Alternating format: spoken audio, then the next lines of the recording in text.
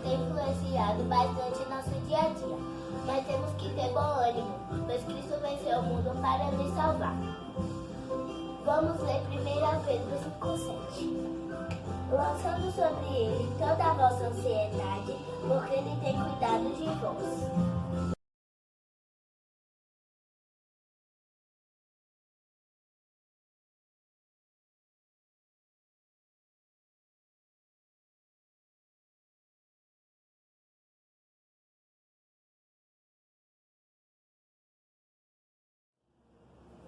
Boa noite a todos, prazer imenso estarmos aqui falando na Palavra de Deus nessa semana toda especial. Amor escrito com sangue é o tema que nós temos, tema geral, que temos discutido aqui. Afinal, todas as noites temos falado do que é mais importante, né? Da história principal que a Bíblia conta. Do Gênesis ao Apocalipse, a Bíblia conta apenas uma história, a história de nossa redenção. Preço do resgate pague para nos livrar da morte eterna. Você que está em casa, no seu tablet, no seu smartphone, seja bem-vindo, sua televisão, no seu PC aí de mesa, pelo YouTube, nós te cumprimentamos, desejando que tudo esteja indo bem na sua vida e na sua família. Vamos orar? Querido Pai que está no céu, nosso maravilhoso Deus, te agradecemos por mais um dia de vida que nos deste. Muito felizes porque estamos falando com nossos amigos, utilizando as ferramentas da internet, e todos aqueles que nos assistem agora, com certeza, estão mantendo a sua integridade física, emocional e espiritual. Física, não estão doentes, com certeza. Emocional, são capazes de pensar, se emocionar, discutir, questionar, criticar, e espiritual, estão aqui ouvindo a tua palavra.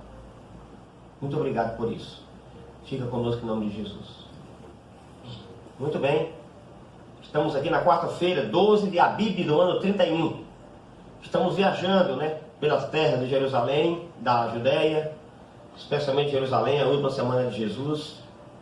Queria que nós nos situássemos no tempo para ter uma noção do que aconteceu ali. Abra sua Bíblia em Mateus 26, verso 1 e 2.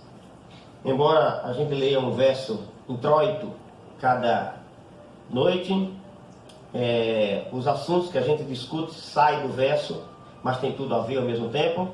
E eu quero salientar que vocês já perceberam que nós estamos tratando de assunto um pouco mais profundo. Nós não queríamos que essa série fosse apenas aquele beabá, aquele ABC do Evangelho, ou aquelas conversinhas de pregadores que não têm compromisso com a mudança de caráter das pessoas frente ao texto bíblico. Vocês já perceberam, Não estamos deixando de falar daquilo que é o mais importante e recorrente, que é a Semana Santa, o sacrifício de Jesus, porém encaixando esse grande tema dentro das grandes verdades da Bíblia. Senão estaríamos perdendo tempo. E você pode ter certeza que estamos fazendo aqui com todo carinho, na intenção de lhes tornar conhecido o reino de Deus. Mateus 26, 1 e 2 diz assim: Tendo Jesus acabado todos estes ensinamentos, disse a seus discípulos: Sabeis que daqui a 2 dias celebrar-se-á a Páscoa, e o Filho do Homem será entregue para ser crucificado. Opa! Se Jesus disse daqui a 2 dias celebrar-se-á a Páscoa, interessante que ele não disse eu vou celebrar a Páscoa, porque a dele foi um dia antes, foi na quinta-feira, amanhã. Ele disse celebrar-se-á, porque o porquê da dele ter sido amanhã, eu explico no tema de amanhã, ok? Mas aí, ele disse, daqui a 2 dias celebrar-se-á a Páscoa e o Filho do Homem será entregue para ser crucificado. Quarta-feira, quinta e sexta, a sexta da paixão, como comumente se chama, daqui a 2 dias ele seria crucificado. Quais foram os ensinamentos de Jesus nesses dias que antecederam a sua morte? Essa é uma grande pergunta e a Bíblia tem grande resposta. É claro que deve ter uma série de outras coisinhas e detalhes que ele pode ter falado e não esteja aqui no texto bíblico. Esteja nas entrelinhas dos versículos que estamos lendo, do texto que estamos lendo. E isso o caro espectador e participante estudando a Bíblia conosco deve perceber. Mas eu queria destacar 2 dentre eles bastante importantes. julgo importante porque são temas que tendem a mudar a nossa concepção a respeito de muita coisa da religiosidade, da espiritualidade, da Bíblia e do caminho que leva à salvação. Porque aquele ditado que todo caminho leva à venda, não é verdade quando se trata da salvação eterna das pessoas. E aí, queria destacar que Jesus, em Mateus capítulo 24, você volta um pouquinho, dos versículos 3 até o 14, é a primeira parte do sermão que ele fala dos sinais e do que ia acontecer antes e durante a sua vinda. Isso aí foi por demais importante. Ele gastou tempo com esse assunto aqui. Quando ele saía do templo, depois daquele dia de ensinar várias coisas, os discípulos chamaram a atenção para a construção do templo. O templo estava sempre assim, era derrubado e construído, derrubado e construído. E depois que o templo de Salomão foi derrubado por Nabucodonosor, no ano 430, 450 por aí, veio Esdras, Neemias, Zorobabel, reconstruíram o templo, bem menor do que era como o de Salomão, com menos glória, provocou choro entre o povo. Mas aí o profeta disse a Ageu: a glória do segundo templo será maior do que a do primeiro. Vocês estão chorando porque o templo de Salomão era magnificente e esse aqui é menos, mas esse aí vai ser mais glorioso que o de Salomão, porque nele vai entrar, vai pisar o desejado de todas as nações. Ageu se referia a Jesus. Nele, nesse templo aí, Jesus em pessoa, física, em carne, o verbo se fez carne e habitou entre nós. Ele vai pisar e vai entrar nesse templo. Ele, Jesus, é o desejado de todas as nações. Aquele que as nações, no fundo desejam, mas infelizmente às vezes escolhem outra coisa. Se tem algum vazio em sua alma, ou se há vazio na alma das pessoas por aí afora, o que falta é Jesus. Só Ele pode preencher esse vazio. Pode ter certeza disso. Então Jesus começa então a falar sobre os sinais que antecederiam a sua vinda. O verso 3 do capítulo 24 diz assim, no Monte das Oliveiras achava-se Jesus assentado. Ele saiu do templo, adiantou um pouquinho, sentou. Aí aproximaram-se dele os discípulos em particular e lhe pediram: Senhor, dize-nos quando sucederão essas coisas, que sinal haverá da tua vinda e do fim do mundo. As coisas que eles se referiam era a destruição do templo, porque Jesus falou assim: não vai ficar aqui pedra sobre pedra que não seja destruída. No tempo de Herodes o Grande, ele, querendo agradar os judeus, ia derrubando uma parede do templo e construindo, porque os judeus não permitiam que derrubassem tudo. Então ele tirando uma parede e construindo outra, porque ele queria ganhar a simpatia dos judeus, como de fato ganhou. Herodes fez muitas outras obras em prol da nação judaica, embora não fosse ele um judeu, ele era idumeu. Portanto, aqui, esse templo, no tempo de Jesus, ainda tinha o que se construir, ainda tinha o que se fazer. Aí, falando que não ia ficar pedra sobre pedra, os discípulos disseram: dize-nos quando sucederão essas coisas, que sinal haverá da tua vinda e do fim do mundo. E Jesus agora passa a dar uma lista de sinais super importantes, né? A gente já escutou falar isso muitas vezes: guerra, nação contra nação, reino contra reino, fome, terremoto, em vários lugares. Os homens iam desmaiar de terror pela expectativa das coisas que sobreviriam, epidemias, pandemias. Tudo está dentro aqui do escopo de sinais da volta de Jesus. E alguém pode dizer: mas isso aí há muito tempo tem acontecido, desde quando o mundo é mundo. Sim, mas nunca nessa escala, nesse grau, de forma tão simultânea, entendeu? E com tanta intensidade. E fora isso, outros sinais também se juntam a ele para evidenciar a breve volta de Jesus a essa terra. E Jesus falou uma coisa interessante. Dentre os sinais que ele falou, ele destacou um deles, e ele começou com ele, portanto ele é o mais importante. Segundo, no meio aqui, ele voltou a falar nele, ele repetiu, e mais adiante ele predisse. 3 vezes ele falou do mesmo sinal. Os outros ele falou apenas uma vez, mas desse aqui ele falou 3. Olha, e isso é interessante. Vamos lá? Olha aí o que diz o versículo 4 e 5.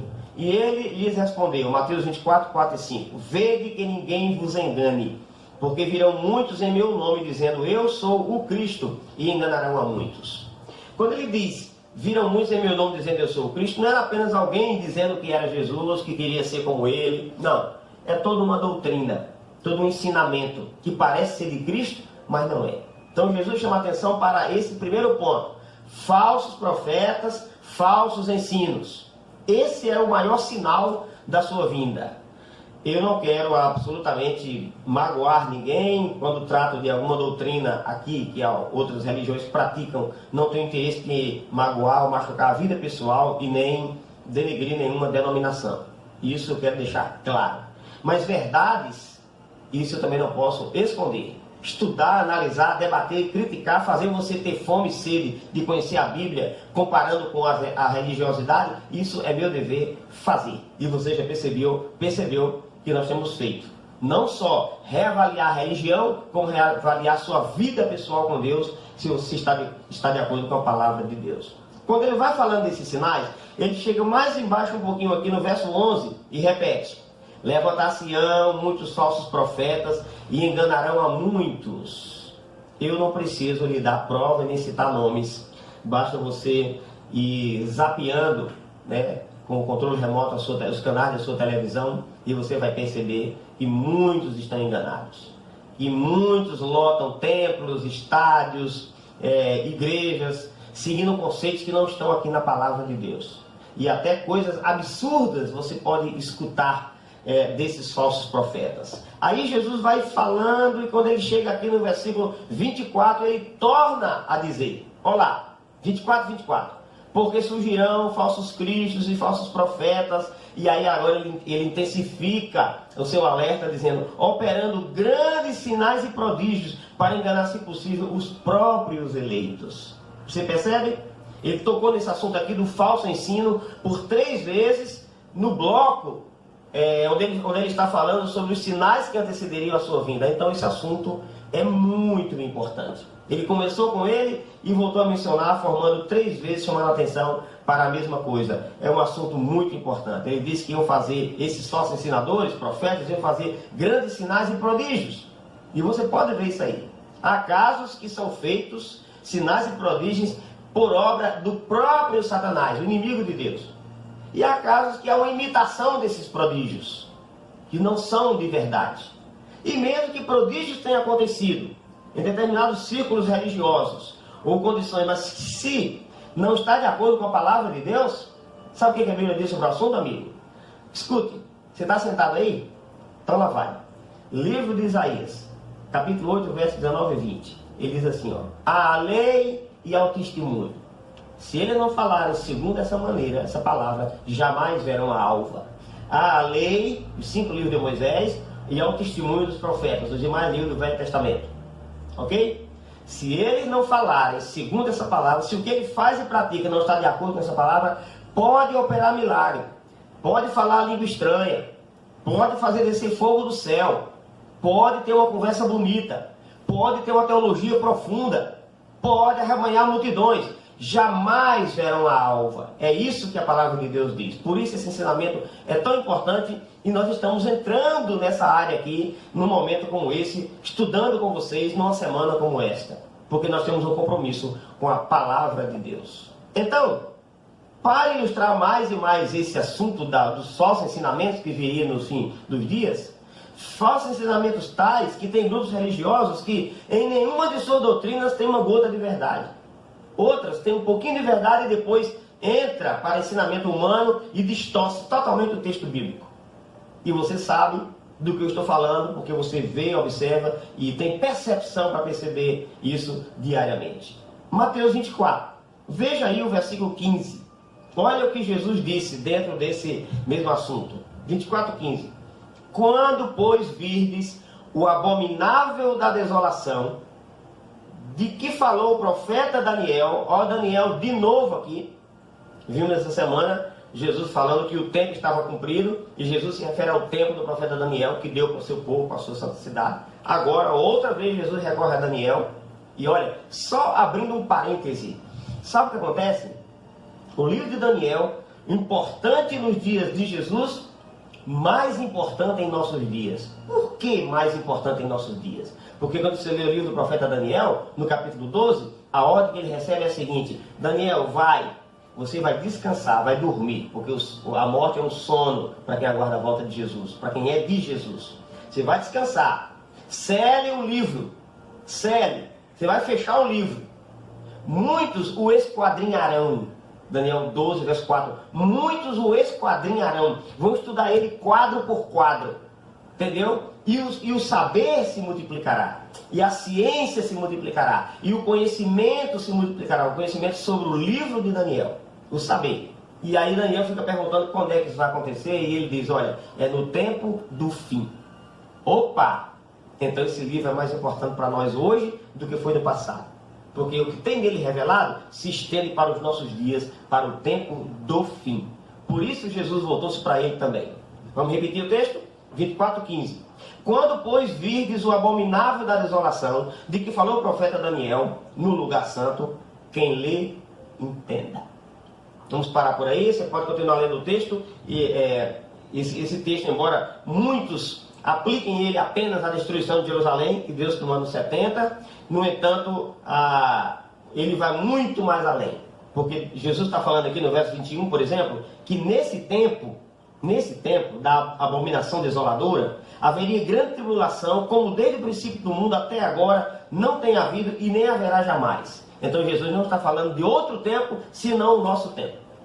O tempo que estamos já vivendo, o princípio das dores, mas esperando vir essa grande tribulação. E por que essa tribulação não está no passado e sim no futuro? Porque quando você lê Mateus 24:29, diz assim, ó, logo em seguida a tribulação daqueles dias. O sol escurecerá, a lua não dará sua claridade, as estrelas cairão no firmamento. E o verso 30, então, fazendo a ponte de ligação com o tempo de angústia aqui da tribulação, então aparecerá no céu o sinal do Filho do Homem. Então a tribulação está por vir. Então o que Jesus estava falando aqui, a respeito do profeta Daniel, ele estava apontando para o futuro e não para os dias dele. E aí ele fala aqui, quando você perceber a abominação desoladora no lugar santo do qual falou o profeta Daniel. Vamos dar uma olhadinha lá o que Daniel falou desse assunto? Vamos lá. Daniel. Bíblia. Deixemos que ela fale, que ela se explique, que ela possa nos propor o caminho da salvação. Daniel capítulo 11, quero ler com você o verso 28 e o verso 31. Daniel capítulo 11, 28 e 31. Vamos encaixá-lo dentro aqui dos ensinamentos da palavra de Deus. Ok? Então, um homem viu, verso 28, tornará para a sua terra. Então, o homem viu, tornará para a sua terra com grande riqueza. E o seu coração será contra a santa aliança. Vá observando os detalhes do texto. Ok? É o detalhe que faz a diferença. Perceba. Se voltará contra a santa aliança, e ele fará o que lhe aprouver, e tornará para a sua terra. Homem viu que vai se voltar contra a santa aliança. Vá juntando os detalhes. Verso 31. Dele sairão forças que profanarão o santuário, a fortaleza nossa, e tirarão o sacrifício diário, estabelecendo a abominação desoladora. Olá, Jesus falando.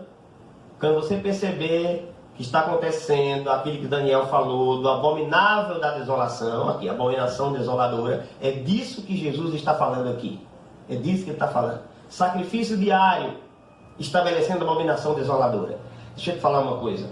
Jesus está falando que um poder, não seria apenas um homem em si, esse poder representado por um homem, porém um poder, deveria surgir em um período de tempo e estabelecer a abominação desoladora. Ou seja, doutrinas e ensinamentos que ia ser contra a Santa Aliança, a aliança que Jesus fez por nós, conosco, e que ia tirar o sacrifício diário. O que é o sacrifício diário? O profeta aqui faz menção a uma coisa que é aquela prática diária que acontecia no templo. Olha o templo outra vez. O templo está na Bíblia desde o Jardim do Éden até o Apocalipse. Desde o Jardim do Éden, eu repito. Porque o que acontecia no Jardim do Éden ali tem a mesma característica do que acontecia dentro do templo. Adoração, lugar de encontro, juízo, intercessão, ok? Tudo que acontecia lá no Éden também acontece no templo. É por isso que o templo está presente em toda a Bíblia. Agora vejam, no templo, de manhã cedo, quando as portas do santuário eram abertas, um cordeiro era oferecido. Você pode ver isso quando estuda Êxodo 29, Êxodo 29, verso 39. Um cordeiro oferecerás pela manhã e outro no fim da tarde. Isso era chamado sacrifício diário. Era um sacrifício que acontecia diariamente, como o termo diz. e tão importante ele pelo seu significado, que mesmo no sábado, o dia que a Bíblia manda guardar, os sacerdotes sacrificavam 2 cordeiros de manhã e 2 cordeiros à tarde. Isso não é incrível? 2 de manhã e 2 à tarde. Então notem, era chamado sacrifício diário, porque ele aponta para o sacrifício de Jesus, cujos méritos é aplicado diariamente a meu e a teu favor.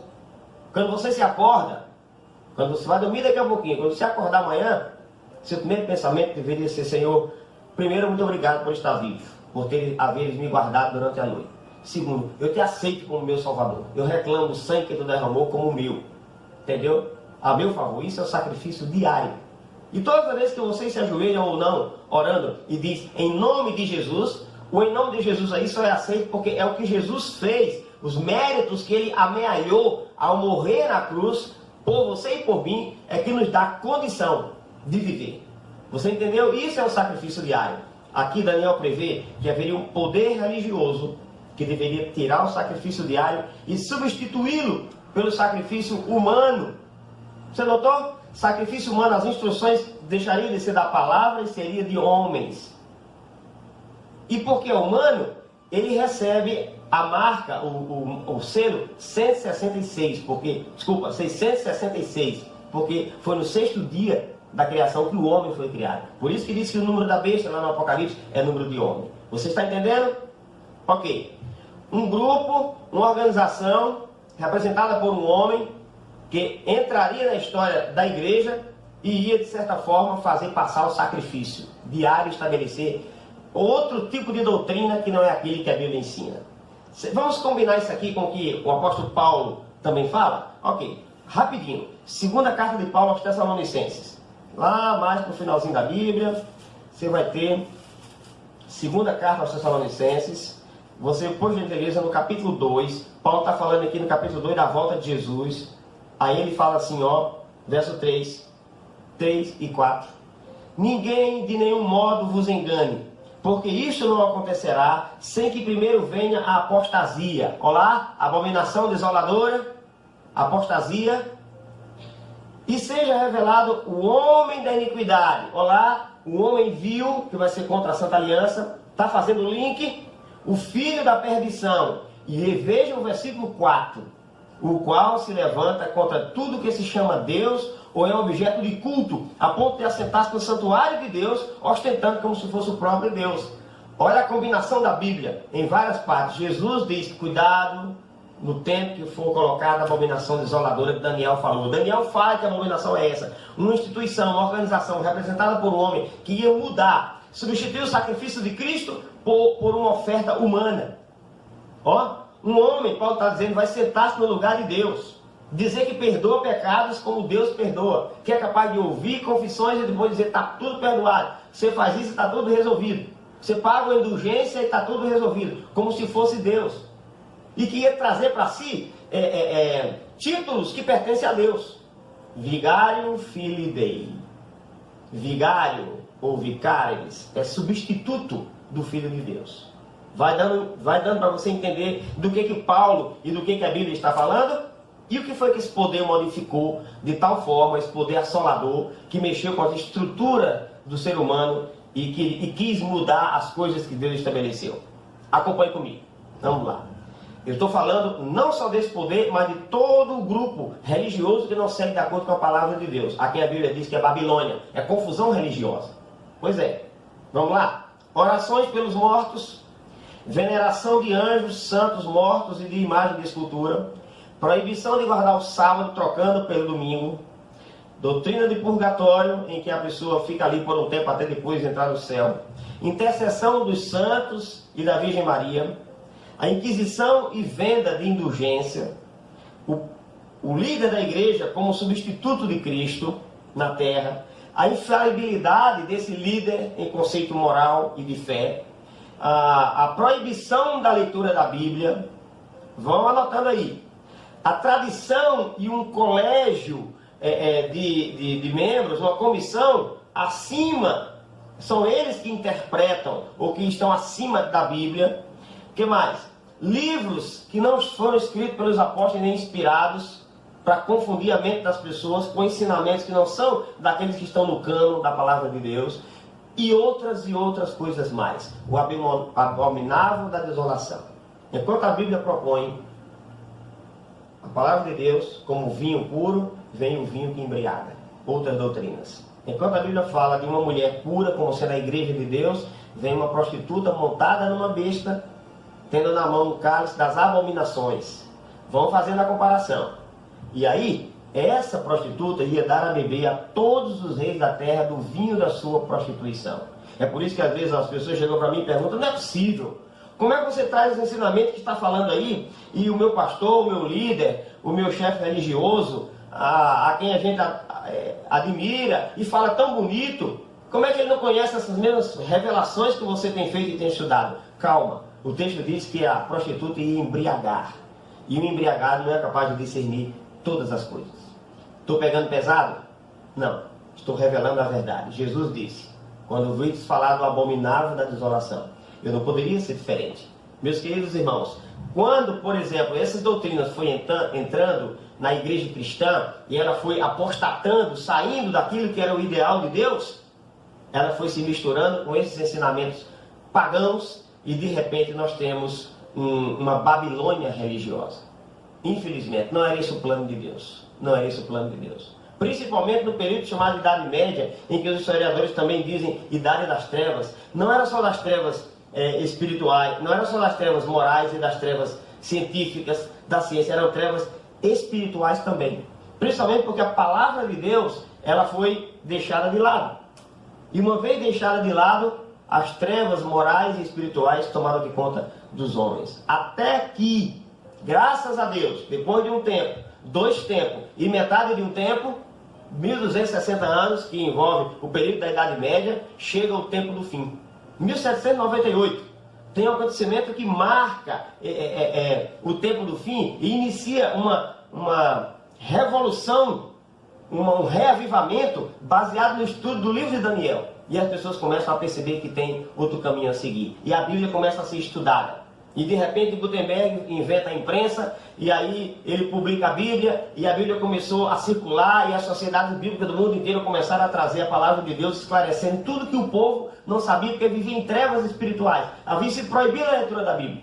Um grupo, um colégio, era quem decidia o que era doutrina e o que não era. E o que ele decidisse estava acima da Bíblia, contrariando tudo aquilo que a palavra de Deus ensina. Resultado, o abominável da desolação foi estabelecido.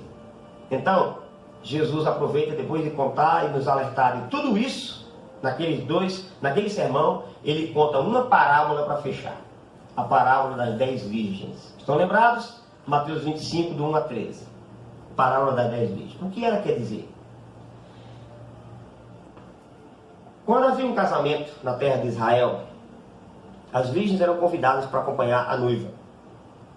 E na celebração da noite, todas elas tinham que ter lamparinas e azeite para fazer arder suas lâmpadas, e quando o noivo chegasse para buscar a noiva, então as lâmpadas daquelas damas, daquelas virgens convidadas, estavam acesas. Elas levantavam a lâmpada um pouco acima da cabeça para refletir o seu rosto, o noivo saber quem eram elas e mandar entrar para as suas bodas de casamento. A Bíblia, na história de Jesus, contou na parábola, diz que tinham 10 virgens, 5 loucas e 5 prudentes. Dizem que ambos os grupos dormiram, espiritualmente falando. Mas as virgens prudentes, além de ter azeite em suas lâmpadas, tinha também uma vasilha com reserva de azeite, símbolo do Espírito Santo. E as virgens nécias não tinham essa reserva. Elas tinham algum tipo de azeite. A prova é que elas pedem assim: dá-lhe do vosso azeite, porque nossas lâmpadas estão se apagando. Então havia um pouco de azeite, ou seja, havia um pouco de compreensão da Bíblia. Havia um pouco de ensinamento de Deus. Mas não tinha tudo que era completo. Suas lâmpadas se apagaram. Porque não foram atenciosas ao ponto de se encherem da verdade da palavra de Deus, do azeite, para manter a lâmpada da fé e da doutrina acesa. Aí o noivo chega e elas estão com a lâmpada apagada, e o noivo diz: eu não vos conheço. Essa parábola fala para mim e para você. Essa parábola ela é tão atual, e aliás é a parábola mais atual até mesmo do que as outras. Porque as outras parábolas, elas tinham aplicação para a vida inteira, para o tempo inteiro. Essa daqui não. Ela se aplica apenas para o nosso tempo. Por quê? Porque é no nosso tempo que o noivo vai voltar. É o tempo que estamos vivendo, da abominação desoladora, para a qual Jesus nos chama a atenção no seu ensinamento, nessa última semana sua em Jerusalém, porque isso era o ponto mais importante. E veja que ele contou essa parábola logo após esse assunto. Para mostrar que haveriam pessoas que estariam esperando ele voltar, tendo suas lâmpadas da fé e da verdade acesa. E outras, infelizmente, com as lâmpadas apagadas. Por que essa parábola é importante para os nossos dias? Porque o noivo não voltou naqueles dias. Não voltou no dia da Reforma Protestante, não voltou nos dias do despertamento do final do século XVIII. Não, o noivo está para voltar em nossos dias.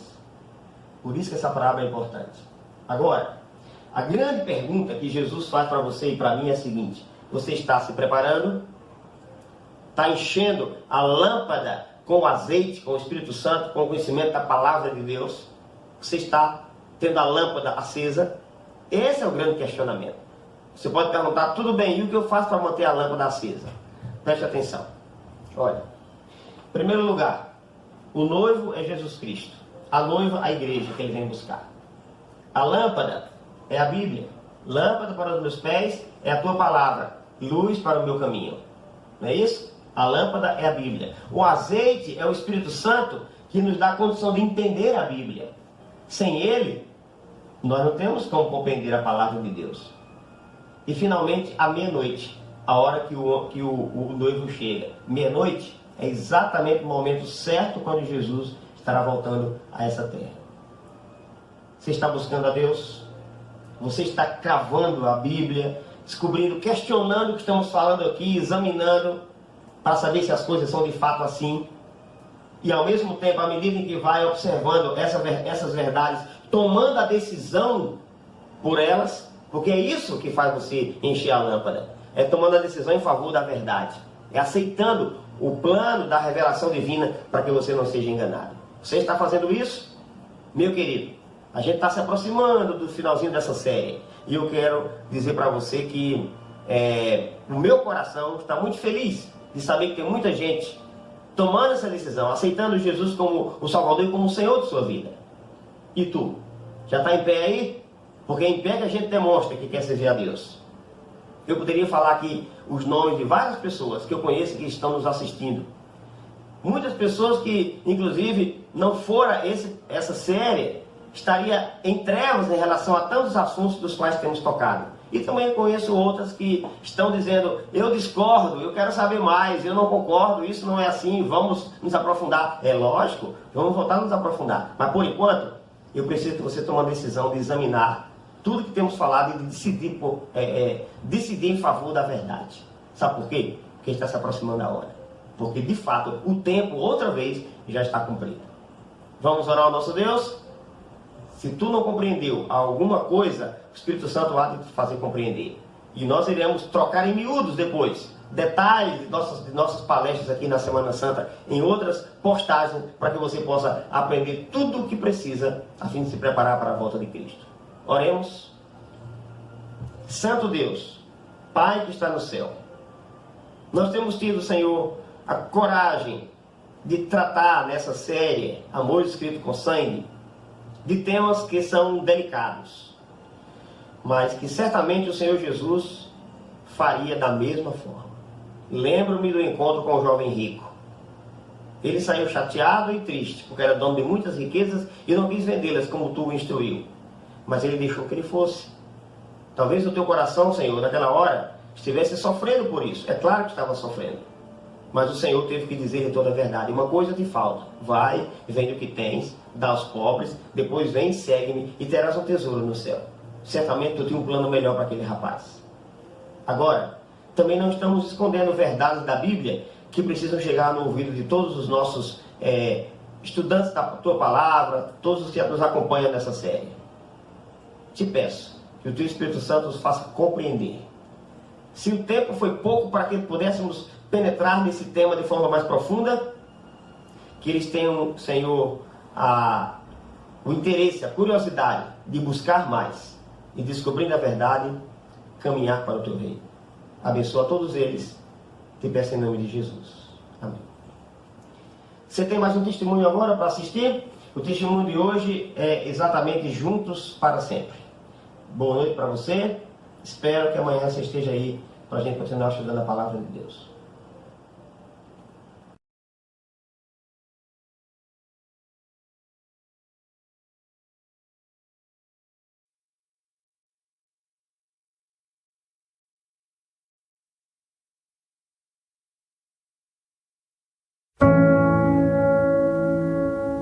Quando você tem uma grande perda, você quer explicações e quer se agarrar em alguma coisa, além de Deus. Eu fiz uma postagem no Face, no meu perfil no Face, contando, desse mês sem ele. Mas antes de postar, eu ajoelhei, orei e pedi para que Deus me desse algo que me preenchesse, que eu precisava de alguma coisa para dar sentido à minha vida.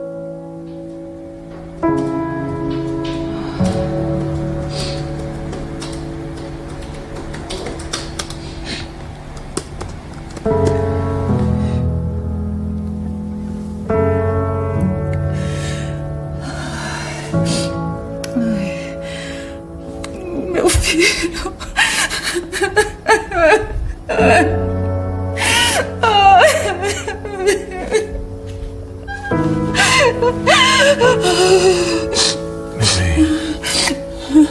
Desculpa. Eu só queria ouvir a voz dele, sabe? Matar essa saudade, mesmo sabendo que ela nunca vai passar. Não passa, né, meu bem? Genival, ele tinha tantos planos, tantos sonhos, Genival, e eu... Não, meu amor, você sonhava os sonhos dele junto com ele. Eu sei, eu te entendo. Mas, meu bem, olha, agora é tempo de orarmos pedindo que Deus nos mostre como sonhar novos sonhos, tá bom? Eu sei, meu bem. Aos poucos Deus vai me dar luz. Vai sim. Para eu enxergar o caminho novamente. Então. Mas agora, vai dormir. Você deve estar cansado. Tô, mas vem dormir. Você precisa dormir também, vamos? Eu vou daqui a pouquinho. Eu preciso ficar uns minutos só, mais a sós. Por favor, meu amor. Tá bom, querida. Obrigada, meu amor.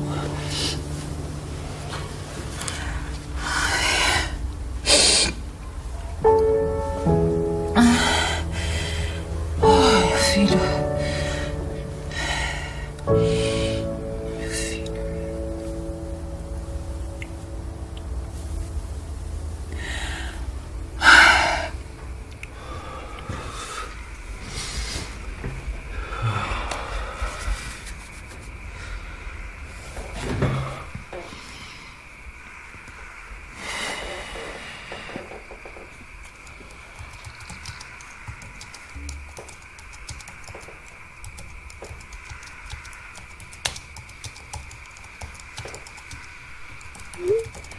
Oi, Tiago. Obrigada por se lembrar do meu filho.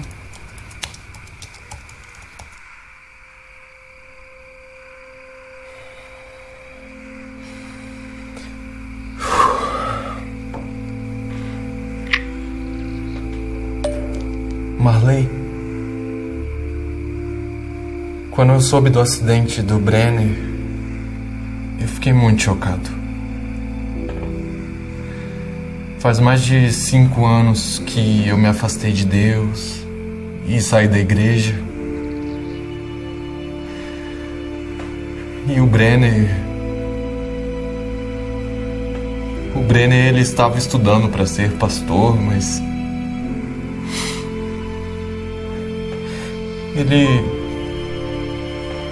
ele já era um pastor para mim. Suas postagens e vídeos no Face me faziam refletir bastante. Sábado eu acompanhei o culto fúnebre pela internet. Eu ouvi Deus falando comigo.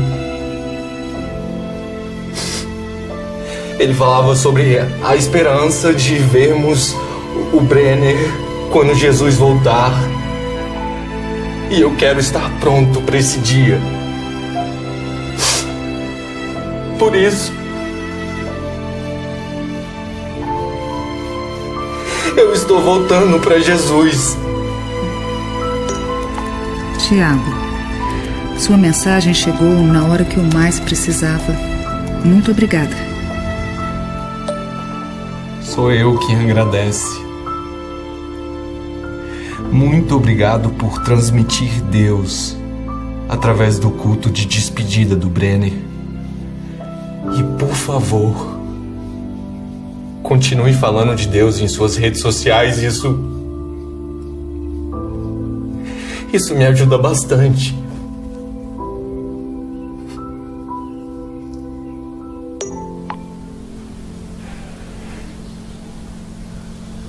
Querida, ouça que texto poderoso.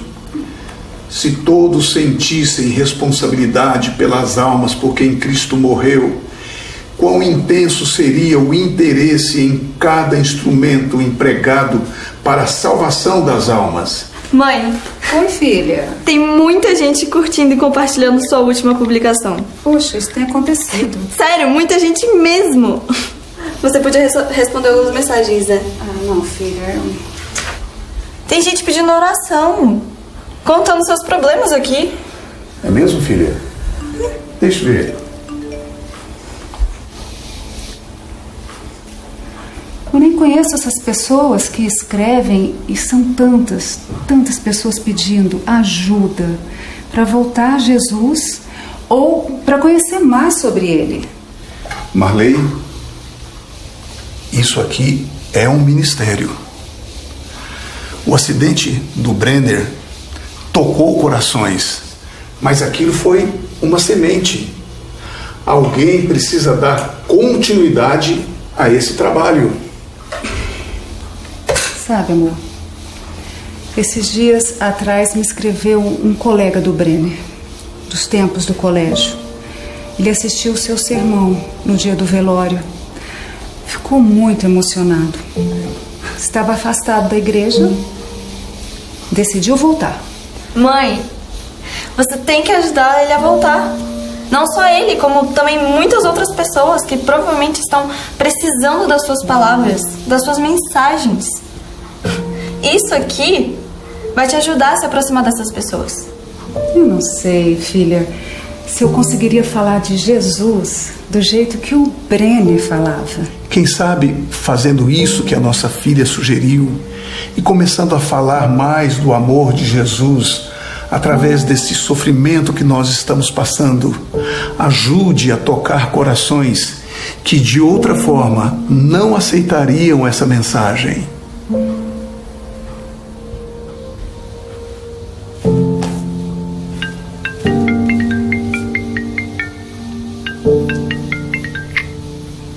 Alô? Boa tarde. Aqui é Reni Campos de Brasília. Eu poderia falar com o pastor Genival Novaes? Então, sou eu mesmo, mas eu não entendi direito. De onde é mesmo nós nos conhecemos? Na verdade, nós não nos conhecemos Pessoalmente, mas eu sou adventista do 7º dia. Quer dizer, somos eu e a minha família. E nós também perdemos o nosso filho, Reninho, há pouco mais de 2 anos.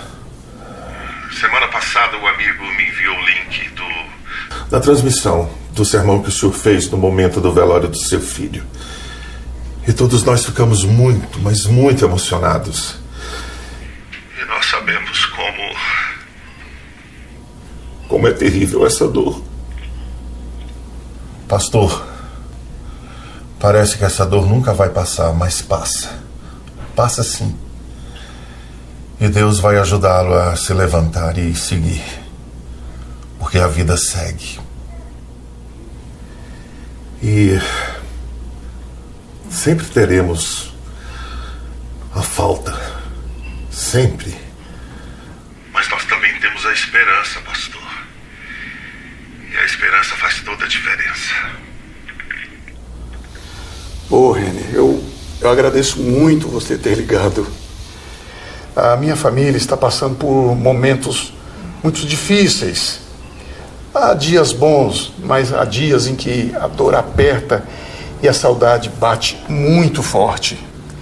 Olha, nós ainda não entendemos, mas continuamos confiando. Nós temos a esperança, pastor. E Jesus nos traz todo dia a esperança E a certeza de que o amanhã será muito melhor. E é só por essa força que eu lhe digo: essa dor vai passar. Mas tem muita gente que perde seus entes queridos e não tem essa esperança. Meu cunhado Wilson perdeu a única filha há algumas horas. Ele e a esposa estão desesperados. Nós estamos tentando ir a São Paulo ainda hoje, mas não encontramos passagem. E eles necessitam dessa esperança. Algo que tentamos mostrar algumas vezes, mas hoje eles realmente sentiram a necessidade. Nossa, que situação difícil, viu? Olha, eu moro a minutos da capital. Eu até poderia visitar essa família. Mas eu acho que seria melhor esperar vocês chegarem aqui.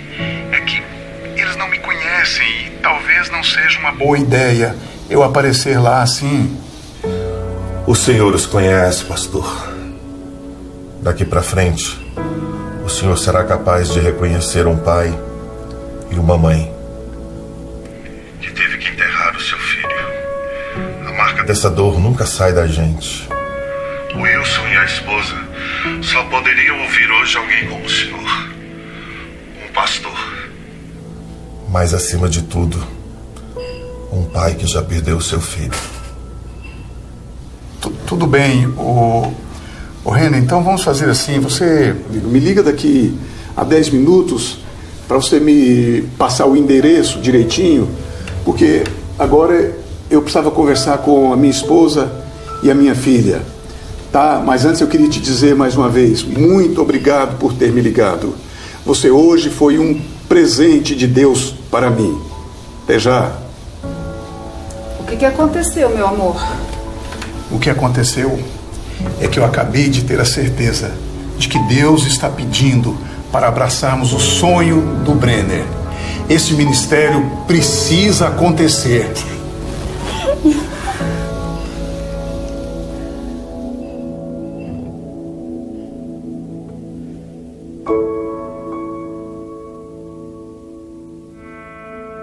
Quando uma mãe, quando um pai perde um filho, é como se você sentisse também aquela dor, como se você revivesse tudo de novo. Então, contribuir, usando a sua dor, para contribuir para amenizar a dor do próximo, não tem como explicar. É muito gratificante. Não é que você fica de boa, não, agora está tudo resolvido. Não é isso, é cada dia uma luta. A dor da saudade sempre vem, não esquece nunca.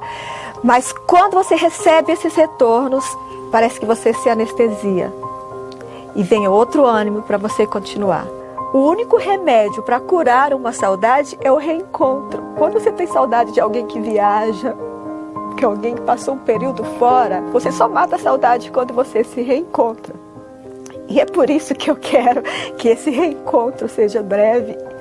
Ver meu filho, ver Jesus, conhecer Jesus face a face. Eu acho que vai ser a coisa mais maravilhosa deste mundo.